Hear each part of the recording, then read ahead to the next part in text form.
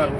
ఇలా అయితే అంతటా వెళ్ళి అన్ని వాళ్ళ దృష్టికి కూడా రాదు. కాబట్టి ఒక వేదిక ఏర్పాటు చేస్తే అన్ని కాలనీ వాళ్ళు, బస్తీ వాళ్ళు, పార్కుల సమస్య కావచ్చు, జిమ్ములు అవసరం ఉన్న, పార్కులలో ఏమైనా ఇష్యూ ఉన్న, డ్రైనేజ్ సమస్య గురించి ఎక్కువ మంది డ్రైనేజ్, ఎందుకంటే మోండా డివిజన్లో రెజిమెంటల్ ఇల్లు అవసరం ఉంది. అక్కడంతా కాంగ్రెస్ గవర్నమెంట్ ఆనాటి నుంచి ఇందిరమ్మ పేరు మీద పేదలకి ఇల్లు ఇవ్వడం జరుగుతుంది. ఈనాడు కూడా అవసరమైన అందరికీ ఇల్లు కేటాయించడానికి ప్రత్యేక బడ్జెట్ కేటాయిస్తారు.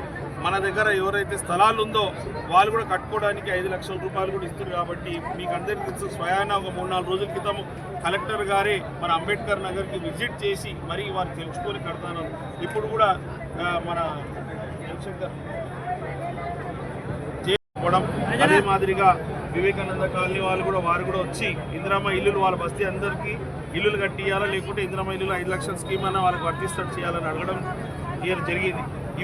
వాళ్ళందరూ వచ్చి ఇక్కడ చెప్పుకుంటున్నారు, ఇక్కడ పరిష్కారం అవుతుంది కాబట్టి ఇక్కడికి వస్తుంది. కాబట్టి ఖచ్చితంగా ఇక్కడ వచ్చిన వాళ్ళందరినీ రికార్డు చేసుకొని వాళ్ళందరి సమస్యలు పరిష్కరిస్తామని కూడా మీ ద్వారా వారికి తీర్చడానికి, ప్రజా అవసరాలు తీర్చడానికి ఈ ఒక కార్యక్రమం ఏర్పాటు చేయడం జరిగింది కంటోన్మెంట్లో. ముఖ్యంగా ఈరోజే చేయడం ఒక ముఖ్య ఉద్దేశం ఏంటంటే, ఏ విధంగా అయితే మనందరికీ తెలుసు, కాంగ్రెస్ ప్రభుత్వం 99 డేస్ ప్రజాపాలన ప్రగతి ప్రణాళిక కార్యక్రమం తీసుకుంది. ఇందులో అన్ని అధికారులు, ఆల్ డిపార్ట్మెంట్స్ వాళ్ళు బస్తీకి కాలనీకి వెళ్ళి సమస్యలు పరిష్కరిస్తారు. ఇందిరమ్మ ఇల్లు అంటేనే రెవెన్యూ వాళ్ళు చూస్తారు. రెవెన్యూ డిపార్ట్మెంట్ ఒకసారి చూపించేసి ఇచ్చేద్దామని వెళ్ళిపోతాం. రెవెన్యూ వాళ్ళు ఇచ్చేసుకుంటారు. రెవెన్యూ డిపార్ట్మెంట్ వాళ్ళే వచ్చారు.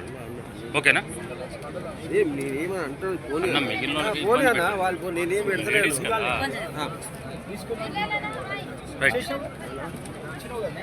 అన్నకు చూపియాను ఒకసారి, మళ్ళీ అలా పెట్టేసి పడేస్తే ఎట్లా?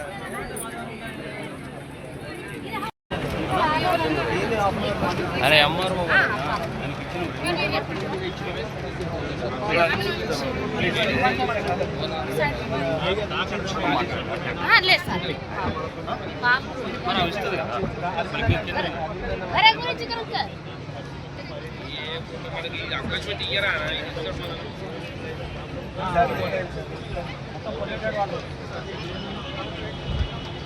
అన్న చెప్పండి.